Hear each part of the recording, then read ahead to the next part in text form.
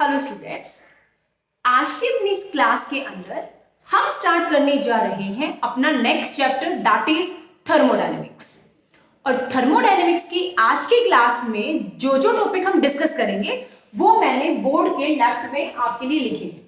सो ये टॉपिक आज की क्लास में कवर होंगे। So let us start with first topic and that is the name of the chapter, thermodynamics. Means what is this thermodynamics? Thermodynamics actually है क्या? So dear students, ये science में physics की वो ब्रांच है, मैंने क्या बोला है, साइंस में फिजिक्स की ब्रांच है जो डील करता है हीट और टेम्परेचर के बारे में और साथ ही स्टडी करता है inter conversion of heat and other form of energy. ये कंप्लीट की स्टडी इस ब्रांच में की जाती है साइंस की। नेक्स्ट, थर्मोडायनेमिक्स को स्टार्ट करने से पहले हमें इसके बारे में 4 टर्म्स है बेटा जिनके बारे में जानना बहुत जरूरी है। लाइक नंबर 1, थर्मोडायनेमिक सिस्टम क्या होता है? सो डियर स्टूडेंट, एक असेंबली होती है लार्ज नंबर ऑफ पार्टिकल्स की जिनके पास खुद का अपना कोई प्रेशर, टेम्परेचर, वॉल्यूम होता है। सो एक लार्ज नंबर के पार्टिकल को हम असेंबली को क्या बोल देंगे? एक system. And what is surrounding? Outside that system everything is considered in surrounding. उस सिस्टम को छोड़ के उसके बाहर की जितनी भी चीजें हैं उसके आसपास की, जिसकी वजह से उस सिस्टम के ऊपर उसके वॉल्यूम में, उसके प्रेशर में, टेम्परेचर में कुछ भी इफेक्ट अगर हमें देखने को मिलता है तो उसको हम सराउंडिंग कंसीडर करेंगे। Next thing is thermodynamic variables. Variable means जिनकी वैल्यू चेंज होती है, कांस्टेंट जिनकी वैल्यू कांस्टेंट है, चेंज नहीं होती है।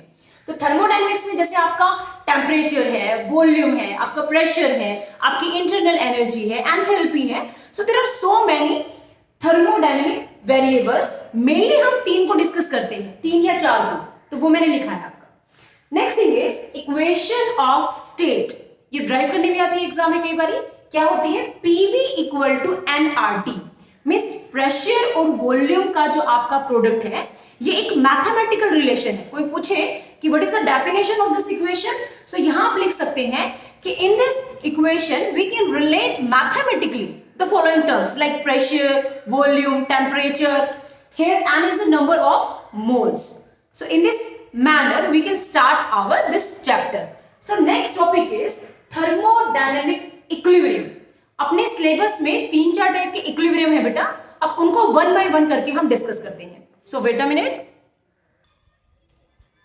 ये student, in the next topic that is thermodynamics equilibrium. So there are 3 type of equilibrium in our syllabus. अपने सिलेबस में जो 3 इक्विलिब्रियम है वो आपके कौन कौन से है student? First one is mechanical equilibrium, thermal equilibrium और लास्ट में आपका केमिकल इक्विलिब्रियम। अब इक्विलिब्रियम वर्ड के अकॉर्डिंग होता क्या है? अगर आपका सिस्टम और सराउंडिंग इनके बीच के अंदर किसी भी टाइप का मींस आपका टेम्परेचर, प्रेशर, वॉल्यूम, कॉम्पोजिशन, इनके रिगार्ड में कोई भी चेंज नहीं होता टाइम के साथ, तो उस चीज को हम बोल देते हैं इक्विलिब्रियम, मींस थर्मोडायनेमिक्स इक्विलिब्रियम। अब इसी बेसिस पे जो ये 3 टाइप का इक्विलिब्रियम है इसमें क्या क्या है, जैसे नंबर 1 आपका मैकेनिकल इक्विलिब्रियम। इसके अंदर अगर आपका जो सिस्टम है उस पे बाहर से कोई भी आपकी फोर्स अनबैलेंस अप्लाई नहीं हो रही है जिसकी वजह से स्पॉन्टेनियस चेंज आए उसके इंटरनल स्ट्रक्चर के अंदर, राइट। तो इस टाइप की जो आपकी कॉम्पोजिशन है जिसके अंदर जब आप अनबैलेंस फोर्स अप्लाई करते हो तो कोई स्पॉन्टेनियस चेंज नहीं आता, तो वो चीज एक टाइप से मैकेनिकल इक्विलिब्रियम में होती है सिस्टम सराउंडिंग के साथ। सेकेंड में thermal is related to temperature. अगर जितने भी पार्ट है आपके सिस्टम के सराउंडिंग के साथ में वो सारे के सारे सेम टेम्परेचर पे हैं, मींस अगर आपका टेम्परेचर कांस्टेंट है, वो हर एक पार्ट का टाइम के साथ चेंज नहीं हो रहा है, that means that is your thermal equilibrium. Next is chemical equilibrium. Chemical equilibrium में क्या है? अगर आपकी सिस्टम का जो इंटरनल स्ट्रक्चर है वो आपका केमिकल रिएक्शंस की वजह से लाइक डिफ्यूजन चेंज नहीं होता है, so that means that system is in chemical equilibrium with surrounding. तो इस टाइप से 3 इक्विलिब्रियम अपने सिलेबस में प्यारे बच्चों। Next and important is zeroth law of thermodynamics. मैं आपको बताना चाहती हूं थर्मोडायनेमिक्स में वैसे तो 3 लॉ है, तो रूल के अकॉर्डिंग तो फर्स्ट, सेकंड, थर्ड ये नाम होने चाहिए थे, लेकिन सबसे पहले जब डिस्कवरी हुई तो आपके फर्स्ट और सेकंड लॉ के बारे में पता चला था। लेकिन 1931 के अंदर R.H. फॉलर ने एक ऐसा लॉ दिया जिसकी वजह से हमें एक फंडामेंटल क्वांटिटी के बारे में पता चला, और दैट इज टेम्परेचर। आप ये देखिए, कॉन्सेप्ट ऑफ टेम्परेचर ये जो है, और हमें पता है टेम्परेचर हमारी फंडामेंटल जो क्वांटिटी होती है 7, उन 7 में से एक अपना टेम्परेचर है, तो उसके बारे में पता चला। लेकिन तब तक फर्स्ट लॉ का नाम रख दिया गया था। तो अब हमने ली मैथ्स की हेल्प। जैसे मैथ्स में 1 और 2 से पहले 0 आती है, तो कहने का मतलब ये जो कॉन्सेप्ट था आपका ये फर्स्ट पे आना था, लेकिन क्योंकि फर्स्ट लॉ का नाम हम रख चुके थे, तो अब साइंटिस्ट ने सोचा कि इसको फर्स्ट कैसे बनाया जाए, तो उसने इस लॉ का नाम क्या रखा, 0th लॉ। मींस अंडरस्टूड है कि फर्स्ट से पहले ही आएगा, लेकिन वैसे अपने सिलेबस में कितने लॉ है बेटा, 3 लॉ है, 0th लॉ, फर्स्ट लॉ और सेकेंड लॉ, राइट। सो उसी को एक बार हम कंसीडर करते हैं कि एक्चुअली इस लॉ में है क्या, राइट। तो एग्जांपल के तौर पे मैंने 3 सिस्टम लिए हैं। 0th लॉ क्या कहता है, लाइक अगर C आपका A और B के साथ में, यस आप ध्यान दें, जो सिस्टम C है, एक टाइप से A B C आपके पास 3 सिस्टम है। अगर आपका C सिस्टम A और B के साथ थर्मल इक्विलिब्रियम में है, तो A और B भी आपस में थर्मल इक्विलिब्रियम में हो जाएंगे। ये कैसे होगा, सपोज स्टार्टिंग में A और B के बीच में एडियाबैटिक वॉल है। एडियाबैटिक वॉल मींस जो हीट का चेंज नहीं करती आपस में सिस्टम का सराउंडिंग के साथ, means there is a no exchange between any kind of heat between A and B, right. लेकिन जो C है उसके साथ A और B की जो वॉल है वो आपकी डायाथर्मल है, डायाथर्मिक। तो डायाथर्मिक में हीट का ट्रांसफर होता है, राइट। अब हमने क्या पढ़ा है कि हीट आपकी है वो higher temperature to lower temperature आपकी मूव करती है। कब तक, जब तक आपका टेम्परेचर कांस्टेंट नहीं हो जाता। एग्जांपल के तौर पे स्टार्टिंग में सपोज मान लो सपोज सी का आपका सिस्टम का जो टेम्परेचर है टीसी आपका है वो मान लो सपोज आपका 60 है। एग्जांपल ले रही हूं मैं कोई भी। ए का जो टेम्परेचर है TA वो मान लो 40 है, बी का टेम्परेचर है वो मान लो 30 है। अब होगा क्या, यहां से और यहां से हीट का ट्रांसफर होना स्टार्ट करेगा हायर टू लोअर, लेकिन होता रहेगा। एक स्टेज ऐसी आएगी डियर स्टूडेंट्स जब A, B और C तीनों सिस्टम का टेम्परेचर एक जैसा हो जाएगा। तो उस टाइम पे हम क्या बोलेंगे कि system C is in thermal equilibrium with A and B and A and B also in thermal equilibrium with each other। एक एग्जांपल होता है, सपोज 3 पर्सन हैं, 2 पर्सन आपस में थर्ड को, जैसे किस तरह से बता रही हूं मैं आपको, सपोज अपने पास ABC, ये कोई 3 पर्सन है, ठीक है। ये जो C है ये A का भी फ्रेंड है और B का भी फ्रेंड है, लेकिन A और B आपस में फ्रेंड नहीं है। तो हम लोग जनरल लाइफ में क्या बोल देते हैं कि अगर ये दोनों का फ्रेंड है तो ये दोनों भी इनडायरेक्ट वे में आपस में फ्रेंड बन जाएंगे। तो आई थिंक आपको मैंने बेसिक सा डेली लाइफ एग्जांपल बताया है, इसको प्लीज आप यहां पे अप्लाई करके देखना। ओके, सो 0th लॉ जो आपको थर्मोडायनेमिक्स का है वो आपको क्या बताता है, टेम्परेचर का कॉन्सेप्ट देता है आपको, साथ ही एक फंडामेंटल यूनिट है या फंडामेंटल क्वांटिटी है, और टेम्परेचर है वो क्या होता है आपका scalar quantity. So next topic is heat, internal energy and work. We will discuss our 4th topic. So wait a minute. Yes student, next topic is heat, internal energy and work. ये वैसे तो आपके 3 different topics हैं, लेकिन कई बार ये एक दूसरे से रिलेट भी कर जाते हैं। जैसे कि मैंने आपको डिफरेंशिएट करने के लिए 3-4 कुछ पॉइंट्स लिखे हैं ताकि आप इनके कॉन्सेप्ट को और अच्छे से सीख पाए। First point is internal energy is a thermodynamic state variable. ये आपके पास एक स्टेट वेरिएबल है, कौन, इंटरनल एनर्जी। लेकिन अगर मैं बात करूं हीट की और वर्क की, तो ये दोनों आपके स्टेट वेरिएबल नहीं है। स्टेट वेरिएबल मींस थर्मोडायनेमिक्स में क्या होता है बेटा, एक पर्टिकुलर स्टेज के ऊपर हम जाते हैं हीट लेके दे के एनर्जी का ट्रांसफर करके, तो जो हीट और वर्क है वो कोई स्टेट नहीं है। जैसे ये कहना कि हम एक स्टेट हीट पे पहुंचे या हम एक स्टेट वर्क पे पहुंचे, ये कहने की बजाय अगर हम ये कहें कि एक गैस ने, जो कोई सिस्टम है, उसने कुछ हीट एब्जॉर्ब की या हीट रिलीज की या कोई सिस्टम के थ्रू काम किया गया या उस पर काम हुआ, तो वो ज्यादा कहना ठीक है बजाय कि उसको स्टेट कहने के। लेकिन इंटरनल एनर्जी हमारे पास एक स्टेट होती है। सो ये छोटा सा डिफरेंस है हीट वर्क का इंटरनल एनर्जी के साथ। Next thing is heat and work are two distinct mode of energy transfer. तो अलग अलग तरीके हैं बेटा जिसकी हेल्प से हम एनर्जी का ट्रांसफर करते हैं, लेकिन दोनों में डिफरेंस क्या है? दोनों में डिफरेंस ये है कि हीट जो है आपके पास वो रैंडम मोड ऑफ एनर्जी है ट्रांसफर का।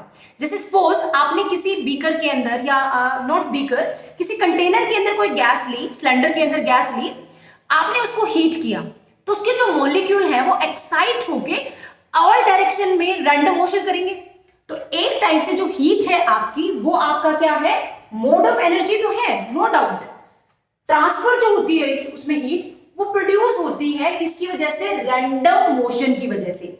लेकिन सेकेंड साइड अगर वर्क की बात करें तो वो भी आपका एक टाइप से ट्रांसफर ऑफ एनर्जी है, लेकिन वो आपका एक ऑर्गेनाइज मैनर के अंदर है, उसमें जो मोशन है वो ऑर्गेनाइज होता है। आप एक एग्जांपल देखिए, सपोज अपने पास कोई सिलेंडर है जिसमें कोई गैस है, ये पिस्टन है, इसके साथ एक पुली के साथ हमने कोई स्मॉल वेट यहाँ पे अटैच कर रखा है। अब हमने इस गैस का इसको हीटअप किया, इसका टेम्परेचर इंक्रीज किया। ऐसा करने से इसके अंदर हीट में चेंज आएगा, मींस टेम्परेचर में चेंज आया। तो हीट किससे डिपेंड करती है? हीट डिपेंड करती है चेंज इन टेम्परेचर पे, तभी आपका हीट का ट्रांसफर होगा higher temperature to lower temperature. तो यहाँ के जो मॉलिक्यूल हैं वो आपके रैंडम मोशन में आएंगे और वो इस पिस्टन पे क्या लगाएंगे? एक फोर्स लगाएंगे, जिसकी वजह से यहां से एक वर्क होगा और ये वेट आपका डाउन जाएगा। ठीक है, ऐसे ही ये सेकेंड सिचुएशन में हो सकता है कि वेट आपका अप जाए, मींस ये अप एंड डाउन है, जो ये वर्क है ये आपका ऑर्गेनाइज मैनर में है, मींस आपके मॉलिक्यूल्स ने यहाँ पे एक फोर्स लगाई, उसी डायरेक्शन में आपका मोशन हुआ। सो कहने का मतलब हीट ट्रांसफर ऑफ मोड है आपका रैंडम टाइप का और वर्क आपका है ऑर्गेनाइज टाइप का।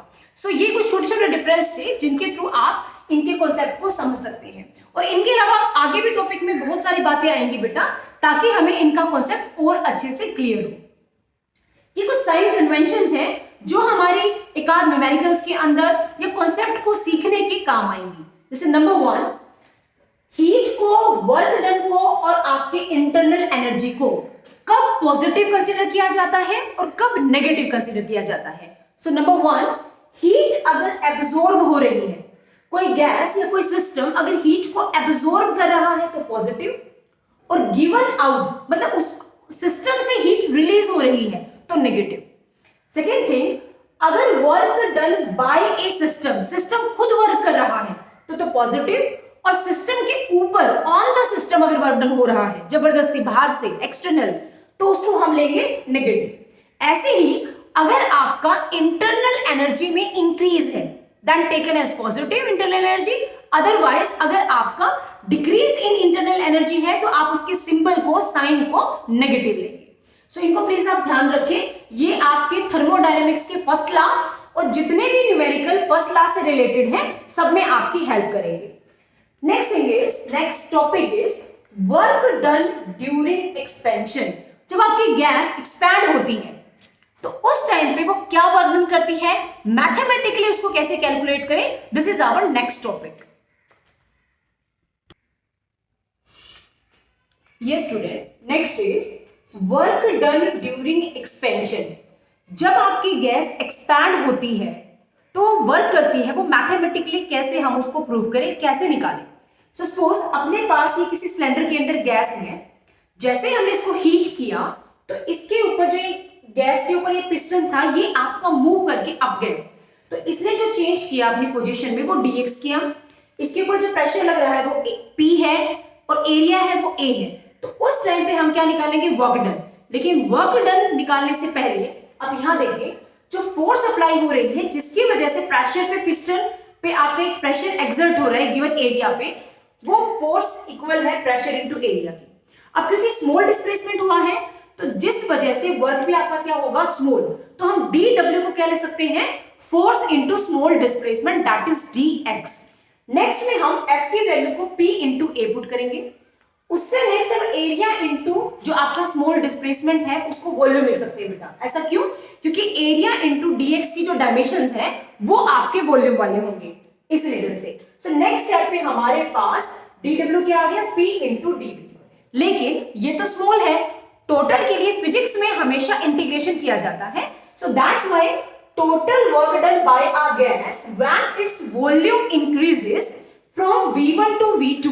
जब गैस एक्सपैंड होती है प्यारे बच्चों तो उसका वॉल्यूम चेंज होता है, और कहने का मतलब इंक्रीज भी होता है। तो स्टार्टिंग में सपोज आपका वॉल्यूम v1 था और बाद में v2 है, तो हम इसको कैसे लिखेंगे, dw का जो इंटीग्रेशन होगा तो हम उसको w लिख सकते हैं। So w is equal to integration sign v1 to v2, this is final position या final limit, this is initial limit and this is final limit, p into dv। इस टाइप से आप एक्सप्रेशन को लिख सकते हो किसी भी गैस के जो कि शो कर रहा है work done due to expansion. अब नेक्स्ट इसी के सिमिलर मैंने आपको दोनों चीजें दिखाई हैं, ये आपका एक्सपेंशन का है। अब अलग से आप ऐसे कंप्रेशन का लिख सकते हो, फिर दोनों का कंबाइन कर सकते हो। तो मैंने एक एग्जांपल लेके दोनों को कंबाइंड वे में दिखाया है, और टॉपिक क्या है अपना, work done during cyclic process. What is cyclic process, एक ऐसा प्रोसेस जिसमें आपका जो सिस्टम है वो कुछ अपनी इनिशियल पोजीशन पे इसको स्टार्टिंग में, सो उससे वो किसी फाइनल पोजीशन पे जाए और फिर वापस किसी चेंज के थ्रू कोई प्रेशर वॉल्यूम में चेंज करके वापस अपनी इनिशियल पोजीशन पे अगर आ जाए जहां से उसने स्टार्ट किया था। So that is your cyclic process. यहां पे आप देखिए, सपोज ये अपनी कोई गैस का एक पीवी डायग्राम है, प्रेशर वॉल्यूम डायग्राम। इसमें कोई गैस है अपनी, वो सबसे पहले ए पोजीशन पे है, उसके बाद हमने उसको हीट दिया जिसकी वजह से वो एक्सपैंड हो गई। अगर एक्सपैंड हुई है तो उसका वॉल्यूम सपोज यहाँ पे V1 था, तो वो B पे जब गया तो वॉल्यूम क्या हो गया उसका, V2। इसका मतलब A से लेके B पे वो क्या हो रही है, एक्सपैंड। उसके बाद वो प्रेशर में वॉल्यूम में चेंज करके वापस से जब कंप्रेस होती है और A के ऊपर आती है, so that means that gas complete it's cycle, तो उसको बोलते हैं साइक्लिक प्रोसेस, राइट। सो जब उसने ये साइक्लिक प्रोसेस किया तो उसने कितना वर्क किया फिजिक्स की लैंग्वेज में, ये टॉपिक है अपना। तो सबसे पहले हम डिस्कस करते हैं, जब आपकी गैस A से AXB इस पाथ पे जाती है, मतलब A से लेके B एक्सपैंड होती है, तो जो उसका वर्क होगा वो होता है area under the curve.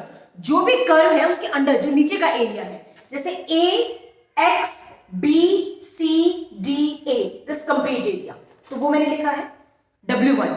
W2 में वो गैस आपकी क्या हो रही है, कंप्रेस होगी, तो वो B से कहां जा रही है, A पे, तो कौन सा एरिया रहेगा, उसके जो नीचे वाला है, जैसे B Y A D C B। और क्योंकि वो आपकी कंप्रेस हो रही है, सो डायरेक्शन एक्सपेंशन की कंप्रेशन की आपकी चेंज है, इसीलिए यहाँ पे नेगेटिव का सिंबल आएगा और उसके जो एरिया उसने कवर किया है वो वाला। लेकिन नेट वर्क क्या होता है, दोनों वर्क का जो कंप्लीट वर्क है उसका सम होता है।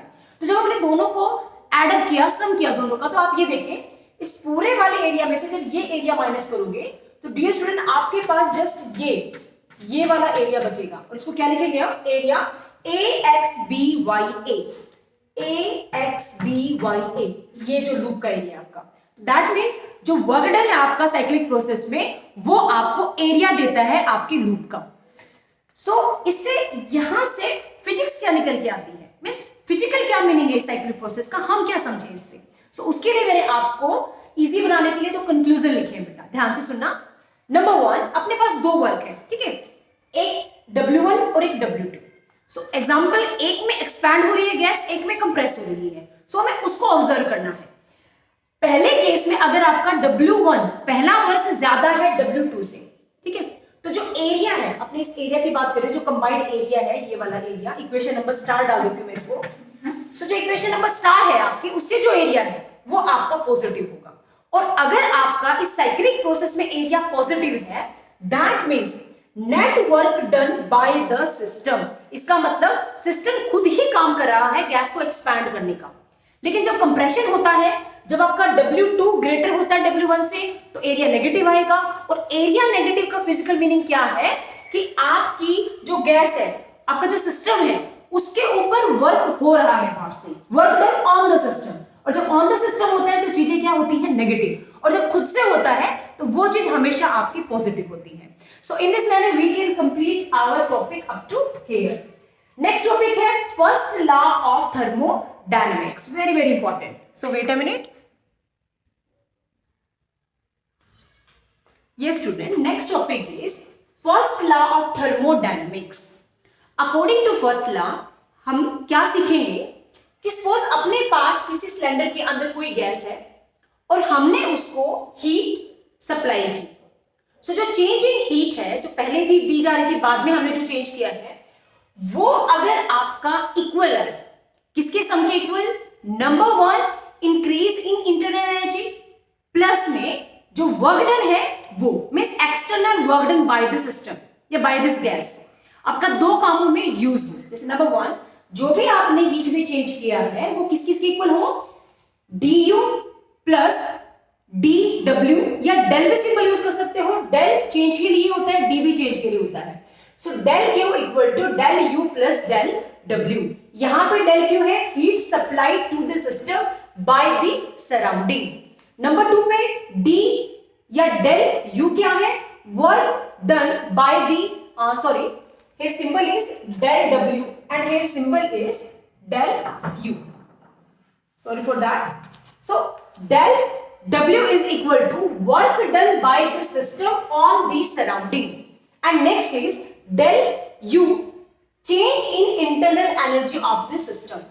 कहने का मतलब जब हम इसको हीट देंगे बेटा तो नंबर वन तो इसकी इंटरनल एनर्जी इंक्रीज होगी, और वर्क में ये सराउंडिंग पे कुछ वर्क करेगा। लाइक इसका जो पिस्टन था, सपोज वो इस पोजीशन पे था तो वो चेंज इन वॉल्यूम की वजह से अप जाएगा, तो कुछ डिस्टेंस क्रिएट होगा, मींस ये कुछ डिस्टेंस ट्रेवल करेगा पिस्टन, जिसकी वजह से कुछ वर्क होगा।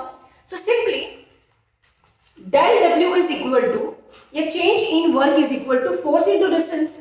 फोर्स को आप प्रेशर इंटू एरिया लिख सकते हो, डिस्टेंस जो आपका है वो क्या है, dx है, प्रेशर P है, एरिया A है। सो नेक्स्ट जैसे अभी हमने पीछे वाले टॉपिक में लिखा था, एरिया इनटू में जो आपका ये डिस्टेंस है, चेंज इन जो आपका डिस्प्लेसमेंट एक टाइप से, इसको हम डेल V लिख सकते हैं, चेंज इन वॉल्यूम लिख सकते हैं। तो नेक्स्ट स्टेप में हमने A इंटू dx को डेल V पुट कर दिया। So now del W is equal to P into del V, तो वो हमने इक्वेशन फर्स्ट में जब पुट करेंगे तो ये अपने पास थर्मोडायनेमिक्स का फर्स्ट लॉ की रिक्वायर्ड रिलेशन है। So dear student, next is specific heat of a gas. So अपने सिलेबस में टू टाइप की आपकी स्पेसिफिक हीट है, उनको डिस्कस करते हैं। Yes student, next topic is specific heat of a gas, और साथ ही हम एक स्पेशल रिलेशन है इस गैस का, स्पेसिफिक हीट रिलेशन, और इसका स्पेशल नेम है मेयर्स फॉर्मूला। सो ये दोनों हम साइमल्टेनियसली टॉपिक करेंगे, लेकिन सबसे पहले important topic, what is specific heat of a gas. देखो टॉपिक का नाम है स्पेसिफिक, मींस कुछ खास है, कुछ यूनिक चीज। सपोज अपने पास 1 ग्राम आइडियल गैस, ठीक है, हमें उसका टेम्परेचर 1 डिग्री राइज करना है। सो ऐसी सिचुएशन में हम उसको हीट देंगे, तो कितनी हीट दें किसी गैस को जिससे उसका टेम्परेचर 1 डिग्री राइज हो जाए, 1 डिग्री बढ़ जाए, तो उस हीट को हम बोल देंगे specific heat of that gas. लेकिन क्योंकि प्रेशर और वॉल्यूम में चेंज आता है डियर स्टूडेंट, इसीलिए स्पेसिफिक हीट की भी एक यूनिक, एक सिंगल वैल्यू नहीं हो सकती। यही दिखाने के लिए मैंने आपके 4 केस कंसीडर किए हैं, ठीक है। पर्पस अपना क्या है, आइडियल गैस है, 1 मोल है, 1 ग्राम लगा लो आप, और उसका हमें टेम्परेचर कितना राइज करना है, 1 डिग्री, ठीक है। तो क्या क्या सिचुएशन हो सकती है, स्पेसिफिक वैल्यू कैसे कैसे हो सकती है आपकी। जैसे नंबर 1, अगर आपकी गैस सडन एक्सपैंड हो रही है इतनी जल्दी कि उसको हीट का चेंज करने का टाइम ही ना लगे। इन शॉर्ट, अगर आपका स्पेसिफिक हीट का फॉर्मूला होता है बेटा, C is the symbol for specific heat, del Q change in heat, M आपका नंबर ऑफ मोल, हमने यहाँ पे M की वैल्यू 1 ली है, del T change in temperature. इस फॉर्मूला के अंदर अगर डेल क्यू 0 हो जाए, चेंज इन हीट है जो वो 0 हो जाए, तो स्पेसिफिक हीट भी 0 होगी कि नहीं होगी। नेक्स्ट, ऐसे ही अगर हम चेंज इन टेम्परेचर, यस, उसको अगर 0 करें, उस सिचुएशन की बात करें जब हमारा टेम्परेचर में चेंज नहीं है, राइट। सो उस टाइम पे हमारी स्पेसिफिक हीट क्या होगी, इनफाइनाइट। ऐसे ही हम इनकी कोई ऐसी वैल्यू पुट करें, जैसे हमारा टेम्परेचर सपोज राइज हो रहा है तो स्पेसिफिक हीट भी पॉजिटिव होगी, टेम्परेचर हमारा फॉल हो रहा है तो स्पेसिफिक हीट भी हमारी डिक्रीज होगी। सो इस टाइप की 4 हमारे पास सिचुएशन आ सकती है डिफरेंट। लेकिन अगर हम टाइप पूछें तो 2 टाइप की होती है आपकी specific heat. Number 1, molar specific heat at constant volume, जिसको CV से लिखा जाता है, and second one is molar specific heat at constant pressure, जिसको CP से लिखा जाता है। अब क्वेश्चन ये है कि इनकी डेफिनेशन क्या है, और मैंने यहां नीचे लिखा है कि CP is greater than CV। ये मैंने ऐसा क्यों लिखा? सो नंबर 1 इनकी डेफिनेशन क्या है, सपोज हम कंसीडर करते हैं एक सिलेंडर जिसके अंदर आइडियल गैस है 1 मोल। अब हमें उस सिलेंडर के अंदर जो गैस है उसके टेम्परेचर तो चेंज होगा। अगर कांस्टेंट वॉल्यूम की बात है, फर्स्ट की बात करें तो उस सिलेंडर के अंदर जो गैस है उसके वॉल्यूम को कर दो कांस्टेंट। अब उसको आप हीट दो और उसके टेम्परेचर को 1 डिग्री सेल्सियस तक लेके जाना है। तो जितनी उसको हीट दी जाएगी जिससे उसका टेम्परेचर 1 डिग्री राइज हो जाए, उस पर्टिकुलर हीट को बोलेंगे molar specific heat at constant volume, that is CV।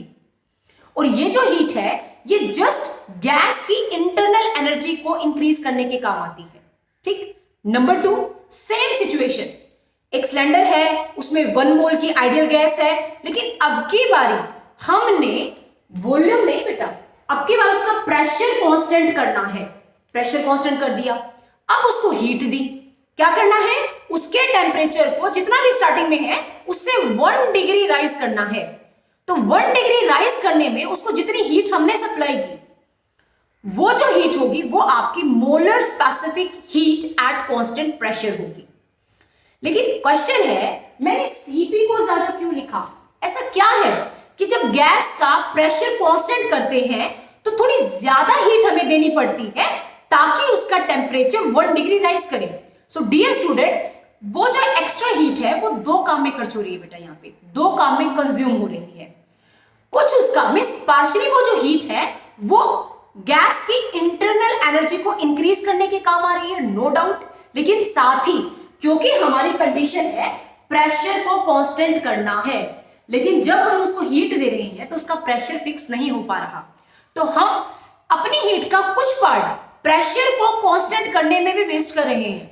सो एक टाइप से हमें 1 डिग्री टेम्परेचर को राइज करने के लिए 2 कामों में अपनी हीट को कंज्यूम करना पड़ रहा है। So this is the reason, that's why CP is greater than CV।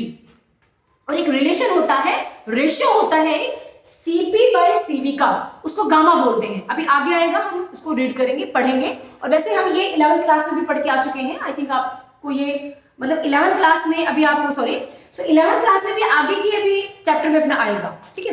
Next thing, अभी मैंने बोला तो कि CP is greater than CV, लेकिन कितनी ज्यादा, हम कैसे कैलकुलेट करें मैथमेटिकली? तो वो जो रिलेशन था वो एक साइंटिस्ट थे मेयर्स, उन्होंने कैलकुलेट किया था। तो उन्हीं के नाम पे उसका रिलेशन का, उस फॉर्मूला का नाम क्या पड़ गया, मेयर्स फॉर्मूला। तो अब इसको डिस्कस करते हैं। सो आई होप आपको ये जो पार्ट है ये थोड़ा सा क्लियर है। सो चलते हैं नेक्स्ट पार्ट पे। सबसे स्टार्टिंग में हमने गैस को क्या दिया, हीट दी, जिससे उसकी इंटरनल एनर्जी में चेंज आया और उसने कुछ वर्क किया। DW या डेल W को हम P इंटू डेल V लिख सकते हैं, नो डाउट। हमने थर्मोडायनेमिक्स के फर्स्ट लॉ में ये चीज सीखी थी, ये निकाली थी। अब हम क्या करेंगे, एक बार CV निकालेंगे, एक बार CP निकालेंगे। फिर अपने पास जो मेन फॉर्मूला है, हमें चेक क्या करना है, CP माइनस CV को चेक करना है वो किसके इक्वल आएगा, किसके इक्वल आएगा। तो सबसे पहले हम निकालेंगे CV। तो dear student, main formula specific heat का है ये वाला, del Q upon M into del T। लेकिन हमने गैस को 1 मोल लिया है, सो M की वैल्यू 1, सो CV आपका जस्ट क्या बचेगा, del Q upon del T, right. अब बात है CV अपना कांस्टेंट वॉल्यूम होता है। तो ये जो आपकी इक्वेशन है इसको फर्स्ट डाल देती हूं। इक्वेशन फर्स्ट का अगर हम डेरिवेटिव करें with respect to del T और P को कांस्टेंट लेके चले, तो देख रहे हैं एक बार हमारे पास क्या आएगा, del Q by del T। ये है, इसका अगर हम डेल टी के रिस्पेक्ट में डेरिवेटिव करें तो ये तो है कांस्टेंट, तो जीरो, तो अपने पास क्या आएगा del U by del T at constant we.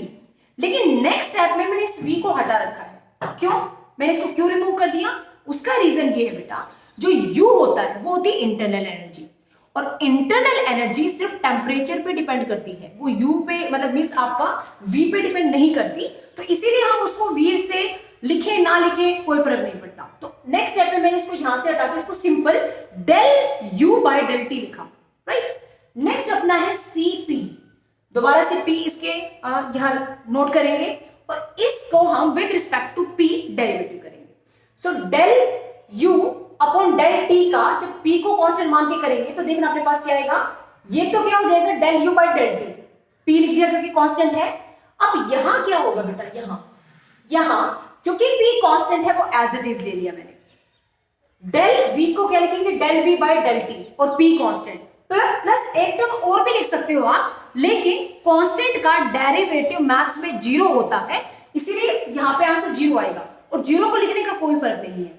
Miss मैं आपको क्या सिखाना चाहती हूँ बेटा, यहाँ पे p है और डेल v है, यहाँ पे दो टर्म्स है, तो मैथ्स में फॉर्मूला होता है first as it is second का derivative plus second as it is first का डेरिवेटिव, नो डाउट। लेकिन मैथ्स में एक और भी फॉर्मूला होता है कि कांस्टेंट का डेरिवेटिव जीरो आता है। अब है तो हमारे पास दो चीजें, लेकिन दो में से एक चीज तो कांस्टेंट है ना, तो कांस्टेंट के डेरिवेटिव वाले पार्ट को हम लेंगे ही नहीं, तो जस्ट कौन सा लेंगे p एज इट इज और डेल v अपॉन में क्या लिख देंगे डेल t, ठीक है। नेक्स्ट स्टेप पे क्या किया, वैसे ही मैंने del u by del t का जो ये p था इसको रिमूव कर दिया। क्यों? क्योंकि इंटरनल एनर्जी आपकी वॉल्यूम पे प्रेशर पे डिपेंड नहीं करती, वो जस्ट आपकी डिपेंड करती है टेम्परेचर पे, that's why. So in this manner we can calculate equation, इसको 2 डाल लेते हैं, इसको डाल लेते हैं 3। अब क्या करेंगे, by putting equation number 2 and 3 को आप यहां पे इसको इक्वेशन नंबर स्टार डाल सकते हो, cp माइनस cv, यहां पे आपने पुट किया तो आपके पास ये रिलेशन आया, क्योंकि ये से ये आपका क्या हो जाएगा कैंसिल, तो आपके पास ये आंसर आएगा। अब इस वाले आंसर के अंदर हम क्या करेंगे, कुछ पुट करेंगे। सबको पता है एक इक्वेशन ऑफ स्टेट होती है PV equal to nRT, N number of mole है जो कि 1 है, so PV equal to RT। अब इसको with respect to t derivative करोगे तो यहाँ पे p तो कांस्टेंट है, बाहर आ गया, v का del v by del T, यहाँ पे r कांस्टेंट है, del t upon del T करोगे तो डेल t से डेल t आपका हो जाएगा कैंसिल, जस्ट आपके पास r बचेगा। कहने का मतलब आप p del v by del T इस पूरे की जगह पे r पुट कर सकते हो। तो यहाँ पे यस ये ध्यान दें, इस जगह पे अगर आप r पुट करोगे तो आपके पास आ जाएगी Mayer's formula, that is Cp minus Cv is equal to r। ठीक है, तो एग्जाम में आपका 3 मार्क्स में आ सकता है, एग्जाम में आपका एमसीक्यू इस वाले पार्ट से बन सकता है बेटा, ठीक है। तो प्लीज आप इस पे फोकस करें। यस, अब नेक्स्ट टॉपिक है अपना थर्मोडायनेमिक प्रोसेसेस। थर्मोडायनेमिक्स की कुछ प्रोसेसेस हैं, उनको डिस्कस करते हैं। ये student, last topic of today's class is thermodynamic processes. Thermodynamics में आपके 4 और 5 प्रोसेसेस हैं जिनको मैंने बहुत शॉर्ट में आपके लिए लिखा है ताकि आपको याद रह सके। जैसे नंबर 1 है isothermal process. Isothermal, thermal means temperature से रिलेटेड, जिस प्रोसेस के अंदर आपका टेम्परेचर कांस्टेंट हो, राइट, तो वो है आपका isothermal process. Isobaric, baric means आपका प्रेशर से रिलेटेड, मीन्स कांस्टेंट प्रेशर, जिस सिस्टम के अंदर जब आपका प्रोसेस है उस टाइम पे अगर आपका गैस का प्रेशर कांस्टेंट करके कुछ किया जाए, एक्सपेंशन कंप्रेशन, तो वो प्रोसेस होगा आइसोबैरिक। ऐसे आइसोचोरिक मीन्स कांस्टेंट वॉल्यूम, ऐसा प्रोसेस जिसमें आपका वॉल्यूम कांस्टेंट रहता है। Fourth one is adiabatic. Adiabatic होता है जिसमें सिस्टम का सराउंडिंग के साथ में हीट का कोई भी एक्सचेंज ना हो, means no heat flow from system to surrounding and surrounding to system. And last one is and important quasi static process. Quasi, fake सा, ऐसा कि हो भी नहीं रहा, हो रहा है लेकिन नहीं हो रहा। कहने का मतलब इतना स्लो प्रोसेस जिसके अंदर आपका system remain in thermal and chemical equilibrium with the surrounding. इतना स्लोली हो कि हमें पता ही ना लगे, हम ये सोचें कि आपका सिस्टम किस में है, आपका सिस्टम कांस्टेंट है, इक्विलिब्रियम में है, लेकिन प्रोसेस हो रहा है। सो ये आपके कुछ 5 टाइप के थर्मोडायनेमिक्स के प्रोसेसेस थे जो हमने डिस्कस किए हैं। इस यूनिट के या इस चैप्टर के जो आगे के टॉपिक है बेटा वो नेक्स्ट लेक्चर में हम डिस्कस करेंगे। So thank you student.